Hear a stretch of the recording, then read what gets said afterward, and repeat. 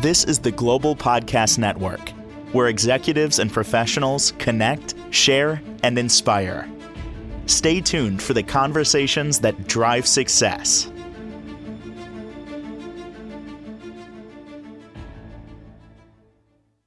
Welcome back, everyone. You remember the movie Groundhog Day, where things just keep getting repeated, like living the same day over and over again? Is that happening in your life in different areas? Like the same people show up in your life, or this is classic. I hear this from all my friends, whether it's male or female. There's no good men in the world. It's the same people I always meet. There's nobody good. They keep meeting the same people. Or business situations. You know, things go sour all the time. I don't know what it is, and then you ride in the victim mode for a long time. We're going to tell you how to stop those emotional patterns that keep coming up. And this all comes back to one thing: healing the inner child in you. And I laugh at it because a lot of times people say, you know what, you're acting like a child. Yeah, I am. I really am. And it's the truth. She is an amazing relationship coach, helps you make these realizations, transform your life, and grow. And it's so great to have Tiffany Aquino back on the program. How are you doing today? I'm good, Steve. Thank you. Good to be back. How are you? I'm good. And I want to state there are really good men in this world. I'm just going to say that, and good women too. I Uh, believe that. Yes, yeah, but absolutely. if they're not showing up, there's probably a reason for that. And does this all go back to the child within us? It does. Yes. Mm. Kind of like what we discussed in our previous episode. So it all pretty much boils down to our childhood, of course. Wah, wah, wah. That's how it always kind of goes, right? And so it's the core beliefs that were programmed into us from our past, from our childhood, is pretty much what it all stems from. And so when we talk about healing that inner child within, we want to reflect on that. And those are when we ask ourselves, why do I keep repeating the same old patterns and the same old relationships, and why do I keep attracting the same people and the same relationships? It's because that's something in us that's being mirrored and being Mm. mirrored back. And it's actually an invitation to us to pause and reflect and take a moment to see and feel that emotion and kind of reflect on how long ago or what experience that's connected to. All Mm. in all, long story short, trigger, right? Triggers, we all got them. It And it is pretty amazing though when you start the work. yeah, Everything is work, by the way. Doesn't matter what it is. Hey, I'm making plans for tomorrow night, going out with some friends. It's work. It's work. What time are we gonna meet? Where are we gonna go? Blah blah blah. Who's driving? La la la. It's work, but it's yeah, all good on the other side of the work. But when you start making those connections to your childhood, yeah. connecting the dots to now, it's kind of profound. Like it starts like it's like a puzzle and the pieces start coming together, right?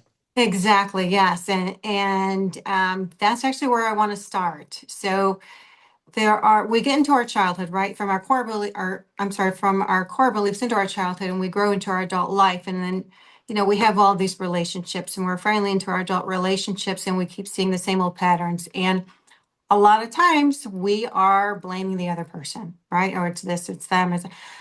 But the first step is awareness and being truthfully honest with ourselves. And that takes a lot of courage, a lot of courage. And you really have to swallow your ego more than once and just kind of reflect back on all those previous relationships and experiences and piece all that together and see, that the main issue here is you. Of course, everyone has their own issues, but the only person you can control is yourself. The only person you can kind of, kind of start the healing process with is yourself. So we have these core beliefs from our childhood, and, there are ways that we've tried to protect ourselves, which only kind of spun that along and kind of procrastinated the healing process, right? With the soothing, trying to avoid this situation instead of heal.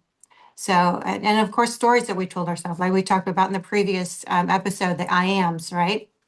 Mm. And so we have to kind of reiterate and turn that around. But the first step is awareness and having the courage to be honest with ourselves. When we say awareness, how do you define that? Being brutally honest with I have been at fault in this relationship or that relationship. And when I say at fault, it doesn't necessarily mean you were the person. You were the main problem, right? Because, obviously the other person has their own issues too, like I had explained, we all do. Yep. Um, but we have to be brutally honest with ourselves and seeing the patterns in our relationships. How did I react? Right. And instead of respond, I mentioned before, there's a difference. And there are a couple of reasons as to how we know that we need to be healed. And that there's that inner child that's still there that needs that healing. And that inner child's there.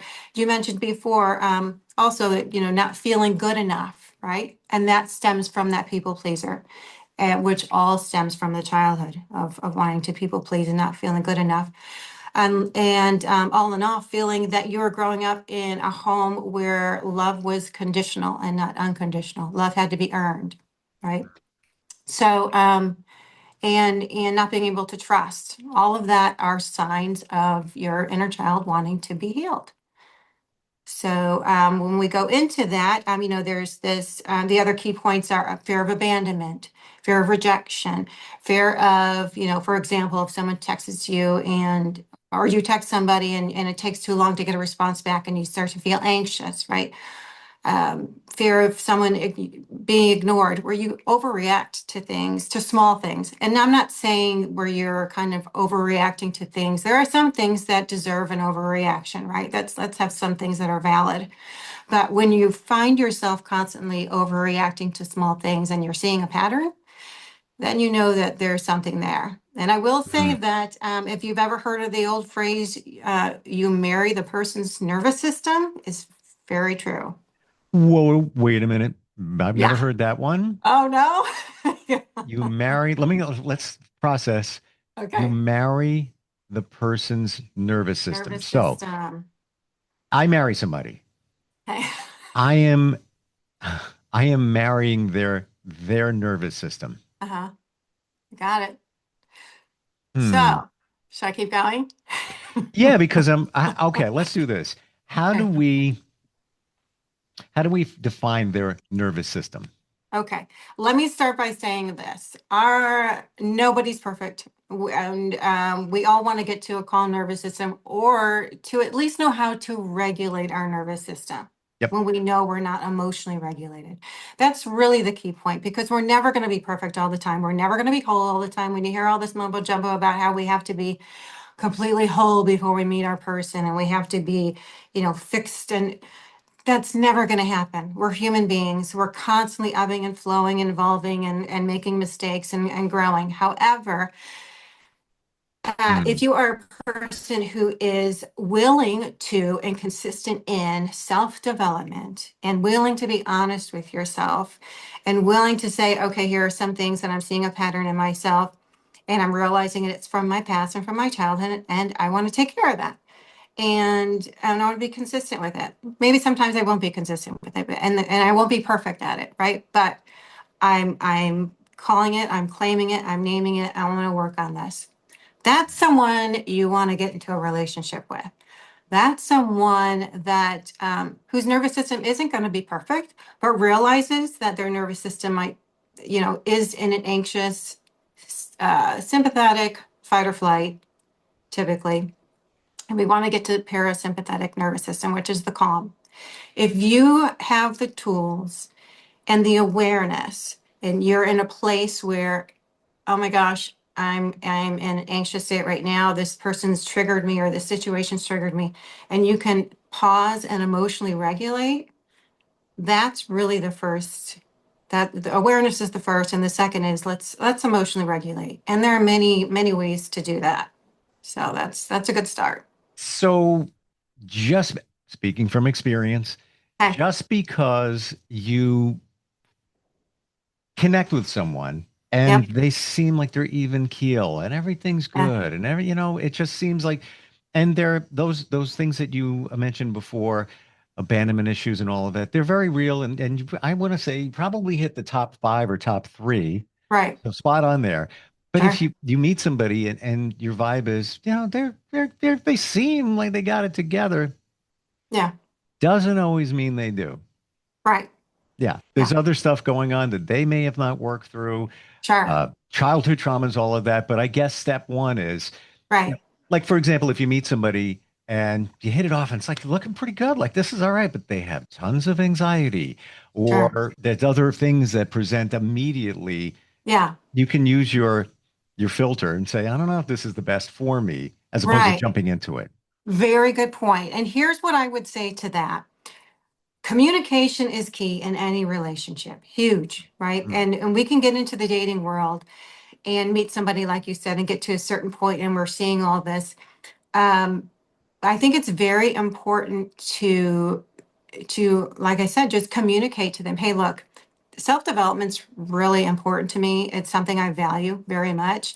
And my personal past is this, and I've had to work on this, and I'm not 100% consistent with it, but I'm willing to be consistent with it and to not give up on it because I do want to have a healthy relationship with myself because the most important relationship you can have is the one with yourself. Hmm. And if you don't start there, the other relationships just won't flourish or be healthy. So um, back to you. If you're not in a state of willing to have self-development and understand what emotional regulation is, are you willing to do that? Right? If they're not in that place, ask them, are you willing to do that? Are you willing to be consistent with that? Because I like you, like we talked about before, and I think this could go somewhere and I see potential. And however, I think I value this. I value, my well-being and my self-development, and I'm looking for someone. My standards are, I'm looking for someone who's willing to, or is in that same place, or willing to be in that same place, right? So, Isn't it a beautiful thing that once you start doing, cliche but true, the work on yourself, yeah, finding who you are, loving yourself, really making that connection, that automatically the things around you, here we go, filter, start filtering in. Like yes, you see what you'll accept and the things that you won't accept, right, but you never knew that was even possible, or that wasn't even on your radar un, yep. until you start having a better sense of self. Exactly, yes, and that's that awareness. And then when it comes to that awareness, and a couple of steps to that is you start growing into, well, what are the key points? Now that we know what the key points are of what an unhealed person looks like, right? All of those other things I had mentioned, abandonment, fear of rejection, so on and so forth. The key points into knowing uh, what a person looks like going into that healing stage are, in contrast to that, they start to trust, whereas the other person didn't trust very Mm, much, right? And they start to have, um, they start to understand or have the maintenance tools for emotional regulation, breath work, for example, affirmations, for example. They stop needing validation from other people, which is huge. I think yeah. that's number one. Huge, huge, huge, huge, huge because growing up and feeling that love needed to be earned all the time, and now we're constantly looking for that, right? But when you start to look inside and it's so hard to do. It really is practice, and it takes, I'm just going to be honest, it takes years. This is not an overnight thing. This is a practice. So be gentle with yourself is the, Hmm. is what I have to say, and be compassionate with yourself. And that's the other key point as well. Unhealed people with inner child that needs inner child healing is that they lack compassion for themselves and for others. And so you grow into that healing stage and you start to have compassion for yourself and for others. Thank you for being honest and real about this. It does take years. I'm It sorry. does. It does. It Because does. things present, I've been doing this for years and learned a lot and on a good path. Yeah. Um, I'm a different person times a million than I was 5 years ago and then Yeah. some. But it's interesting. I'm going to be very honest here. I always am. New things will present and you'll see them in a different way. What's Yeah. coming up for me lately? Trust. It's not that I don't trust, Yeah. I trust. And it sometimes does me in. Like I've, different business side things here and there, work with Yeah. people that I've known for a long time. Yeah. But lately I think that for me, the theme that's coming up is I trust too much. Like Oh, yeah. I'm good with a handshake. We got you, man. Yeah. Oh, yeah. Wrongo. Wrong. I'm sending an email later today to kind of sever a situation Sure. because I'm always honest. This is what we got going on. Somebody wasn't, and I didn't get it in Right. writing Right. because I know them and I trust. And there was another situation as well, different person, known him a long time. Um, that's, I don't know why Right. I Right. trust, And but it's there. that's perfect. So, and that's part of the unhealed person as well. Somebody who just wants, they trust too soon. That was me. Oh my goodness. Oh my Trusted too gosh. soon. I mean, yeah, like you said, a handshake, or because you want that validation and you want that love and you want that acceptance. Or really the truth is you simply don't know. You just think, okay, well, they have nothing, they haven't showed anything to me that I shouldn't trust. That was my mindset. They haven't showed anything to me that I shouldn't trust. So I'll just trust them. Mhm. All right, so Okay, I'm gonna so I'm gonna I'm gonna jump right in there at this go this ahead. time because this is the journey. Okay. I believe most times, people show you who they are in the beginning, and the where I feel trust has been breached in my world over years. Yeah. When I go back, it was right there. Whether it Yeah. was a romantic relationship, a business relationship, more Uh-huh. times than not, it was there. There was little nuggets, but we don't see them because Yeah. we're happy. Hey, this is great. We're starting something new, whatever the something new is. Sure. Yeah. And then you Yeah. just glom over it. But then years later, or months, whatever, then you say, oh, I should have listened. I should have, listened to my Right. intuition. Right, right. And there you just said it though. You should have listened to your intuition, which is trusting yourself first, right? Trusting Yes. your intuition. And then I want to say too is that we should certainly give people the benefit of the doubt. When I come back to having compassion for other people, right? And that's a part of the healing. Delicate Giving people balance. Delicate Yes, balance. exactly. Yes. Yeah, Mhm. giving people the benefit of the doubt and Yeah. not just assuming because you saw one thing or two things, right? Then all of a sudden you write them off, right? Um, but bottom line, trust has to be earned, right? We shouldn't just go in and jump into the deep end and say, okay, I trust you and I love you. But no, that's not how it goes, right? And a relationship's about building, right? We build a Mm. relationship, right? And trust has to be earned. And it's not about sticking our nose up in the air and saying, oh, I don't trust you yet until you say this or do this. And, a certain number of times. It's a part of life. Mm. And it's a part of growing and growing into any relationship, whether it be a romantic relationship or a friendship or a business relationship. You Trust know has to. what? I'm seeing something here, even in myself, and we all have the I'm not good enough thing in Yeah. us in some shape and form.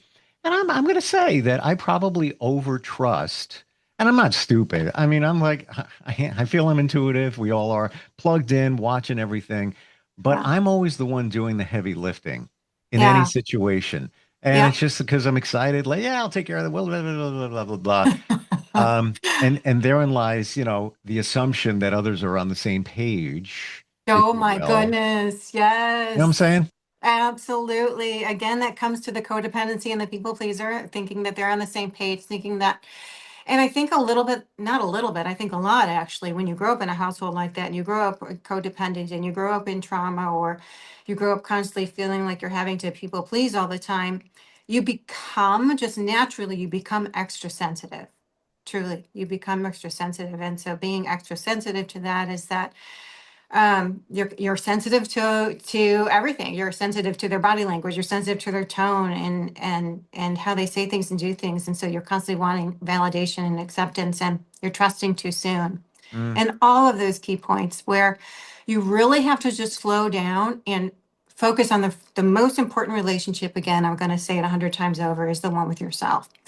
um, because you can't see things, you can't see relationships, you can't have a healthy perception of someone else and the relationship unless you truly slow down and focus on yourself and have that, put boundaries within yourself. Love Yep. yourself first. Go slow with yourself first. Pause first. Have the awareness of, okay, where am I feeling so angst and triggered all the time? I just need to take a deep breath and do some breath work or do some affirmations. It's just freaking chill for a little while instead of constantly jumping and Yeah. latching on to this, You said right? it. Slow down. Slow Yeah. down. Take a Yes. moment. Process it. We don't because, and especially now more than ever, And then there are some of us that don't want to listen to ourselves, or we keep ourselves busy so we don't have to really Yeah.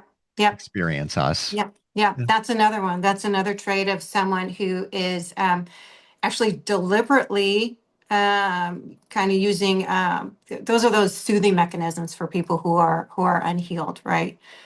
And either whether they know it or not, subconsciously or not, they're either constantly on social media, or they have eating disorders, or they're constantly latching from like relationship to relationship and not giving that time to slow down and process what just happened in that previous relationship instead of jumping to the next one, right? So all of those are kind of the poor pieces, but a person's in their healing path and taking the initiative to want to heal with themselves. Well, here are a couple of key points is that, for example, in our last conversation, we talked about affirmations, I ams, right? And I'll start out by saying that there's a book called How to Do the Work by Dr. Nicole LePere. I had to write it down and remember her name. Dr. Nicole LePere, LaPera, and the title is How to Do the Work. And she says, reconnecting with your emotional experiences that shaped you and having the compassion you didn't receive, quote unquote. Mm. So I just wanted to go ahead and put that resource and book out there. I think that that's a wonderful quote, and it's kind of a mouthful. Reconnecting with emotional experiences that shaped you, like we talked about before, those core beliefs that shaped us, and then realizing that, and then reconnecting with that, really feeling those feelings that we felt before, and then turning that around and reprogramming it. Because the field of neuroplasticity tells us that we can reprogram our emotional mindset. Again, like we said, with our I ams. And, you know, if we're saying to ourselves, I am unworthy, just reshape that. I am worthy. I am unloved. I am loved. And at the end of the day, another tool you can do is, what are my wins today? Oh my gosh, I was just thinking that in many Or ways, because you said before boundaries and things like that. And this is yeah, like harsh to say it this way, but I gave advice to a loved one who's in a challenging relationship, but I should say it to myself over and over. And it's cold, but what's in it for you? What yeah. is in it for you? Is it serving you? Right. Right? It sounds like almost dirty, like Right. you're self-centered. But Right. when you look at the exchange, I call it the scale of life. Let's go put the scale up there in this relationship, whether it's Right. personal, business, whatever. What are Right. you getting out of it? Like really be honest. What's in it for Mhm. you? I think once you start asking that question of yourself, the scale tips. Absolutely. That's called balance, right, Steve? Yes, yes, yes. Hmm. And it starts with us, right? And we have to look at ourselves truly, what is in it? What's in it for us? What Yeah. does this relationship serve me? I have put in this time and this effort to heal myself. I'm not fully healed. We will never be fully healed till the day we die. We're constantly working on us. But my Yep. point being is, and oh, by the way, when we do find our person, that doesn't mean we're perfect and we're whole and we're healed. And actually, what it means is that we're on the path of healing. However, that person that we've chosen to be our partner, because love is a choice, right? Mm. That the person that we've chosen to be a partner is the person who we are choosing to help heal those pieces that no one else could heal from us. And they see those pieces that are healed and are willing to help us heal Needle in a and, needle and in a vice versa. haystack. Needle in a Right. haystack. Finding that. But yes, but it's and the one thing, worst line of any movie ever, Jerry Ah, Maguire. yes. No. You Go complete ahead. me. You complete me. No, no, no. No, Bad.